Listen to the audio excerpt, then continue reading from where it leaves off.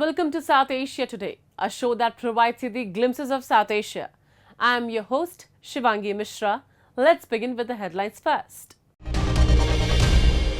Kannauj unveils its scented legacy and perfume tourism revolution.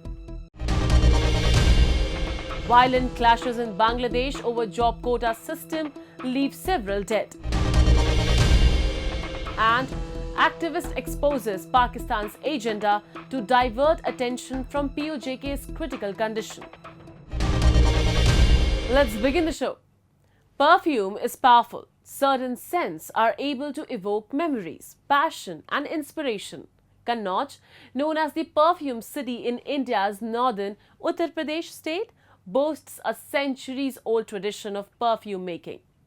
The small city exports its exquisite fragrances globally. Let's explore the unique art of perfume making in Kannauj and how it has become a significant center for the perfume trade.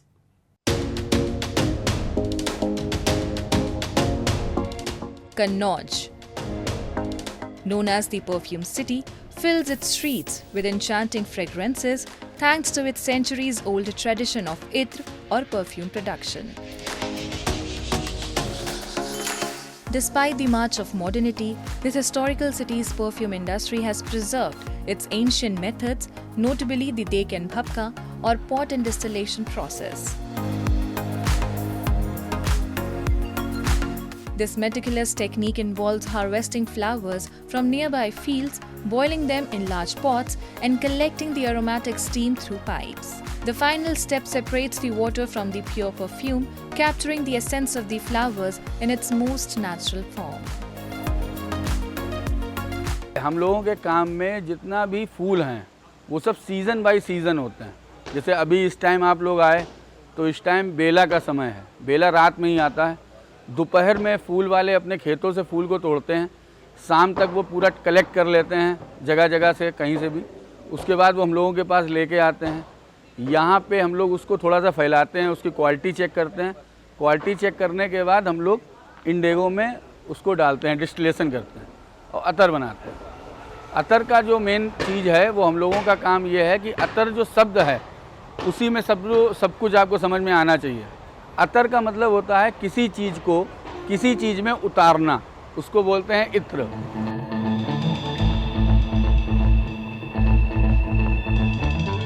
There are around 350 perfume manufacturing units in Kannauj, producing perfumes from various flowers, henna and even clay. Pranjal Kapoor owns one of these units and represents the 5th generation in his family business.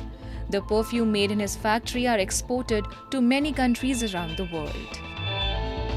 People are coming back to basics. After COVID, especially, everybody wants to get natural. So it's a cycle.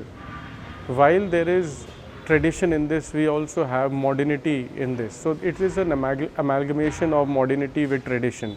People want to come back to the roots. They want to smell the earth. They want to smell the natural raw material. And so the industry is benefiting from this shift of consumer behavior. And our fragrances, our athars, our essential oils which are natural in nature are being demanded by many parts of the world more than before. Kannauj is not only home to perfume manufacturing units but also boasts numerous shops specializing in perfumes. Among them is Gauri Sugandh, renowned for its exquisite fragrances. Nishish Tiwari, representing the 4th generation of the family business, manages this shop, catering to both domestic and international markets with their premier perfumes. ये काम तो तब तक रहने वाला है जब तक अर्थ रहने वाली है, क्योंकि ये टोटल नेचुरल का काम है और अर्थ से ही जुड़ा हुआ है। कोई भी इसमें कोई वैसा आइटम है नहीं सिंथेटिक इसमें जो कहीं ना कहीं से हम सिंथेटिक का यूज़ कर रहे हैं। फूल भी नेचुरल है, उसको निकालने का प्रोसेस भी नेचुरल है और उससे निकला हुआ प्रोडक्ट भी नेचुरल है। उसके बाद दूसरी चीज़, ये प्रोडक्ट का अपना खुद का इतना बड़ा क्राइटेरिया है सर, ऑल ओवर वर्ल्ड इसकी मार्केट है। हमारा कोई कंपटीटर नहीं है वर्ल्ड में, कन्नौज के अलावा और कोई भी इतर नहीं बनाता इतना। Meet Pranav Kumar, the 8th generation custodian of his family's perfume legacy. Beyond continuing his family's tradition in the perfume industry, he has pioneered perfume tourism to promote his city. Pranav has revitalized his ancestral mansion, transforming it into a perfume bar and mini hotel. Here, tourists can immerse themselves in the art of perfume making, crafting their own unique scents while learning about the intricate processes involved. But when I came back to Kannauj, when I moved back to take care of the fragrance business, I just realized that there is so much potential here, not just in terms of perfumery, but in terms of the history, art and culture that once was prevalent in Kannauj in a very big way. So the opportunity to kind of showcase that to the world is where I thought about perfume tourism, and we all know that tourism brings a huge employment to a location and brings a huge spotlight on any industry. The traditional perfume making process and its fragrances have placed Kannauj prominently on the global map, nurturing the flourishing perfume industry. This city of perfume stands as a vital pillar of India's cultural and industrial heritage.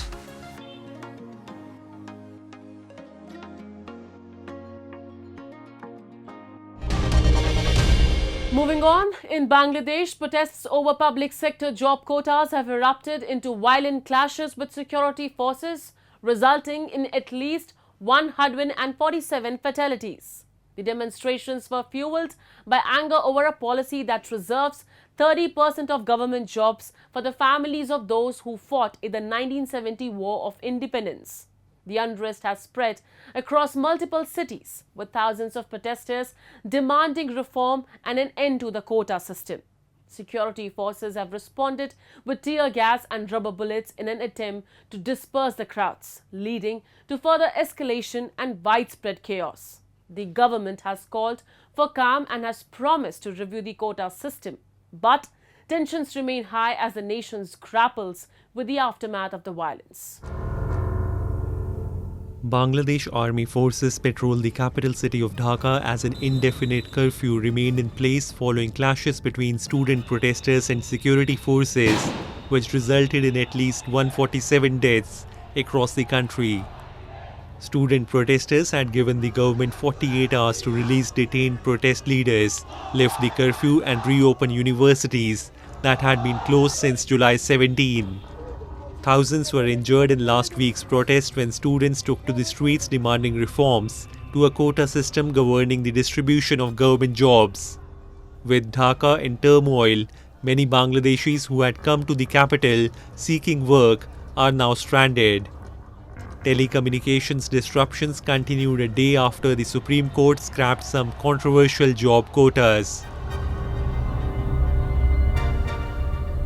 শান্তি তো হচ্ছেই গাড়ি পাওয়া যায় না বাস এগুলা পাওয়া যায় না এখন সামনে যাব গিয়ে গাড়ি ধরবো আর কি ওটি আজকে ঠিক করতেছি এত দিন ধরে ঠিক করতে পারি না কারণ আমাদের সাথে আবার ডেস্কোর লাইন আছে এখন ঠিক করে দেই যদি ওরা চালু করে দেয় তাহলে ওনারাও পাবে Meanwhile, Bangladesh Prime Minister Sheikh Hasina has blamed her political opponents for the deadly violence during recent student-led protests against government job quotas and stated that the curfew would be lifted when the situation improves. Her comments came a day after the country's top court agreed to scrap most job quotas, following days of clashes between protesters and security forces that led to the government shutting down internet services, imposing a curfew and deploying the army.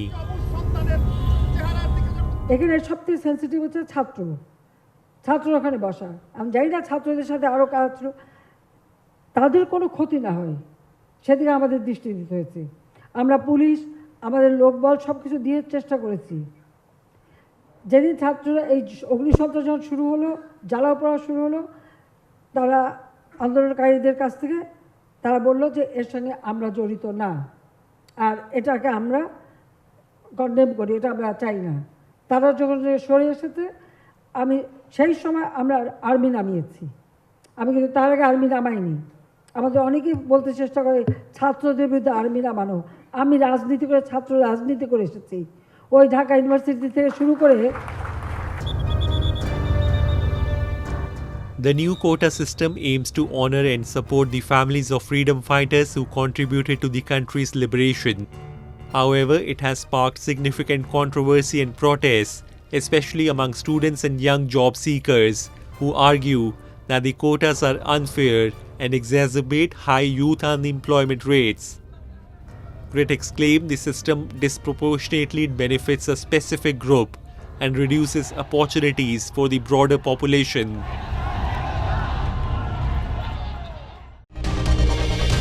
Now we take a look at some happenings in Asia in a segment called Asia Watch.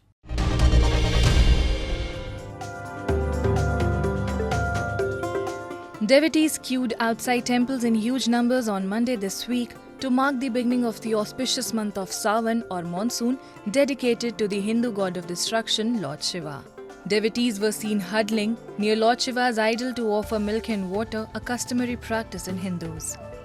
The month also marked the onset of the annual pilgrimage Kanwad Yatra, in which devotees of Lord Shiva travel barefooted to various parts of the country to fetch holy water from the river Ganga.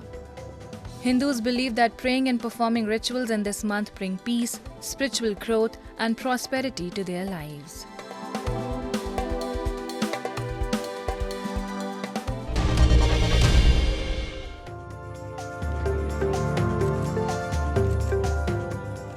At least 18 people were killed when a regional passenger plane belonging to Nepal's Surya Airlines crashed and caught fire while taking off from the capital Kathmandu, according to officials.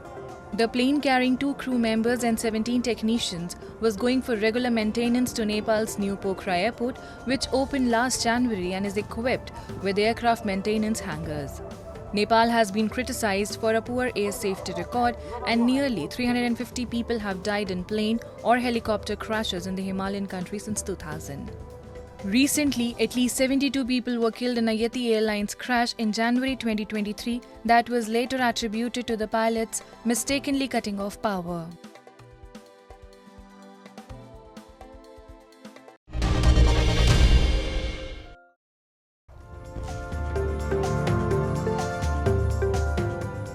Taiwan conducted an anti-landing live fire drill on the outlying island of Penghu this week, the third day of its annual war game that has been partially impacted by an approaching typhoon.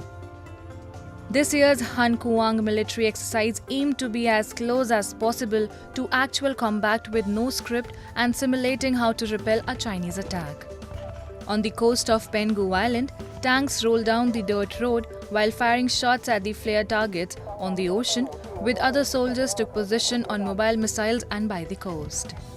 Live fire drills will only take place on Taiwan's outlying islands, including Kinmen, Matsu and Penghu, which sit nestled next to the Chinese coast and were the scene of on-off clashes during the height of the Cold War. China, which views democratically governed Taiwan as its territory, has been staging regular exercises around the island for 4 years to pressure Taipei to accept Beijing's claim of sovereignty, despite Taiwan's strong objections.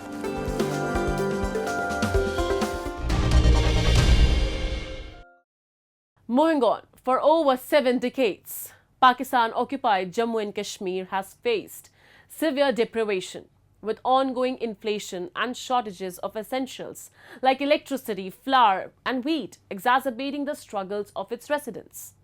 In a recent scathing video statement, POJK activist Dr. Amjad Ayub Mirza condemned Pakistan for its hypocrisy and neglect of Pakistan-occupied Jammu and Kashmir. He exposed Pakistan's role in orchestrating terror attacks in Jammu and Kashmir, using the Hurriyat Conference for anti-India propaganda and diverting attention from POJK's dire situation.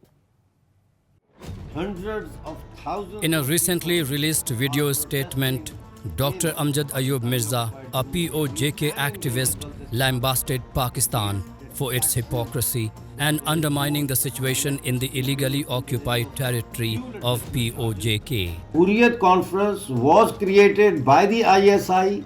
The activist exposed Pakistan's hypocrisy, who is behind orchestration of terror attacks in the Union Territory of Jammu and Kashmir and using organizations like the Hurriyat Conference for running anti-India propaganda, while also diverting attention from the critical condition in Pakistan-occupied Jammu and Kashmir.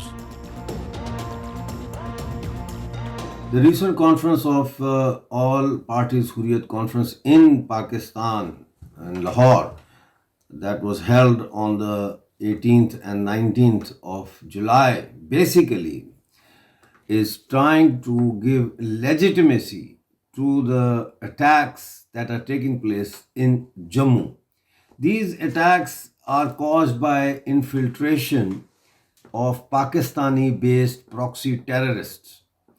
And All-Party Hurriyat Conference is now asking the world community to look into the atrocities that are taking place against the general population of Indian Union Territory Jammu Kashmir by Indian government.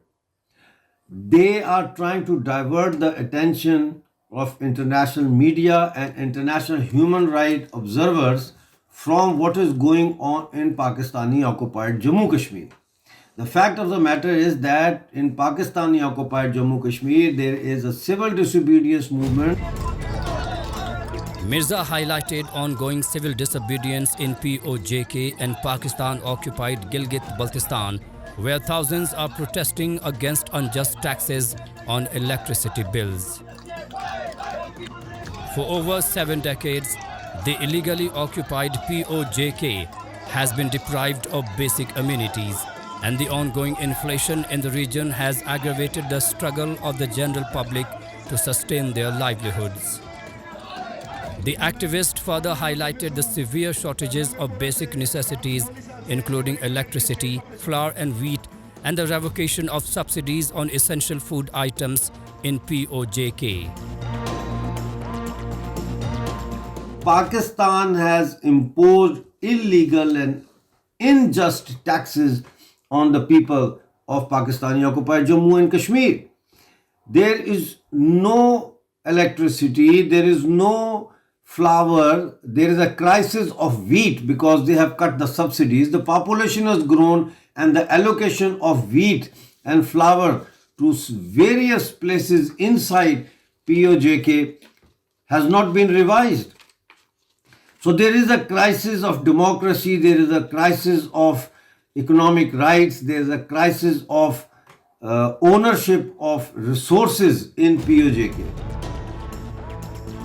It has been over a year since the residents of POJK have been protesting against inflated electricity bills and high prices of wheat, flour and other essential food items. But the local administration, in cahoots with Islamabad, has regularly snubbed these protests and demands of the locals. Amidst inflation and a high degree of suppression from the administration, matters are worsening in POJK.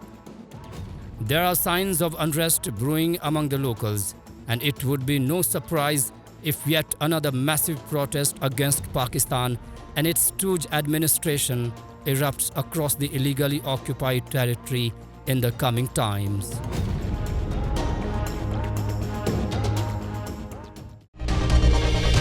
In a remarkable event, the temple dedicated to goddess Uma Bhagwati in Anantnag was reopened after over 3 decades. The occasion saw a large turnout of Kashmiri Pandits and significant participation from the local Muslim community. The idol of goddess Uma, brought from Rajasthan, was ceremoniously placed in the Sanctum Sanctorum. The reopening was marked by hymns and kirtans, symbolizing communal harmony and unity. Devotees from across the region celebrated the revival of this sacred space, reflecting a deep sense of hope and togetherness. Take a look. In a significant event marking a cultural and religious milestone, the temple dedicated to goddess Uma Bhagwati in the Anantnag district of the Union Territory of Jammu and Kashmir was reopened after a hiatus of more than 3 decades. The event was notable not only for the large gathering of Kashmiri Pandits, but also for the active involvement of the local Muslim community. During the reopening, the idol of goddess Uma, which was brought from Rajasthan, was placed in the Sanctum Sanctorum. विशेषकर जो आज ये हो रहा है, ये माता उमा के प्रांगण में दोबारा से यज्ञ होना, माता की मूर्ति पुनर्निर्माण, पुनर्स्थापना होनी, ये एक ड्रीम कम ट्रू हम सब के लिए है। लोग, कल मैं देख रहा था, जो जम्मू से कैंपों से आए हुए हैं हमारे शरणार्थी जो आज कहलाते हैं, वो खुद को चिमटियां काट रहे थे बार बार। मैं ऐसे चकित रहता था, मैं पूछ रहा था कुछ माताओं बहनों से, ऐसा क्यों कर रहे हैं आप? वो ये कह रहे हैं कि हम ये वाकई में सच में देख रहे हैं या एग्जैक्टली यही उनका कहना था। Devotees came in large numbers from different parts of Jammu and Kashmir to pay their obeisance to the goddess. The whole compound reverberated with hymns and kirtans performed by devotees attending the ceremony. Goddess Uma Devi is believed to have originated as a spring with 5 channels resembling an Omkar. The sanctum sanctorum of Goddess Uma Bhagavati is surrounded by 5 kunds, namely Brahma, Vishnu, Rudra and Shiv Shakti.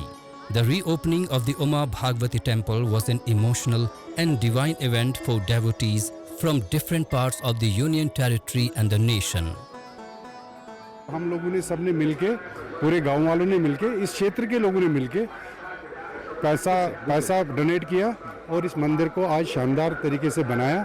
और इस मंदिर में आज एक मूर्ति की, उमा भगवती मूर्ति की प्राण प्रतिष्ठा हो रही है और एक महायज्ञ हो रहा है। ये हमारे लिए इमोशनल तो है ही है, लेकिन बहुत ही आनंद का विषय है, बहुत ही मज़ा आ रहा है। हम 3 दिन से 4 दिन से यहाँ पे है, बहुत आनंद आ रहा है और हमें लगता है कि शायद हमने फिर वो चीज़ अचीव करी है जो दोस्त हो गई थी और हमें कोई उम्मीद नहीं थी इस चीज़ से। The collaborative efforts of the local Muslim community and the Kashmiri Pandits in managing the event were truly heartwarming. It's a symbol of the enduring unity and communal harmony practiced by the residents for centuries. हम तहे दिल से खुश हैं और शुक्र करते हैं कि ये लोग हमारे पास आए, हमारे भाई हैं, मिलजुल के यहाँ पे जिस तरह से पहले माहौल था वही बने। हम इस चीज़ से बड़े इनका शुक्रगुजार हैं। जितने भी मुसलमान लोग यहाँ पे हैं सारे आज खुशियाँ मना रहे हैं कि वो पुराना जो भाईचारा है वो फिर थोड़ा सा ग्राउंड पे देखने को मिल रहा है। जी, तो अभी आप खुश हैं? आप लोगों ने वेलकम किया इन सभी पंडितों का? बिल्कुल, मैं कल भी यहाँ आया था, परसों भी आया था। पंडित लोग जितने हैं इनका तहे दिल से मैं वेलकम करता हूँ। The reopening of Uma Bhagavati Mandir was not just a religious event, it was a celebration of unity, hope and the revival of a sacred space cherished by many across the country.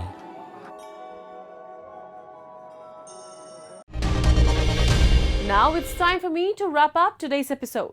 We'll be back next week at the same time. This is Shivangi Mishra signing off on behalf of the entire production team of South Asia Today. Goodbye and take care.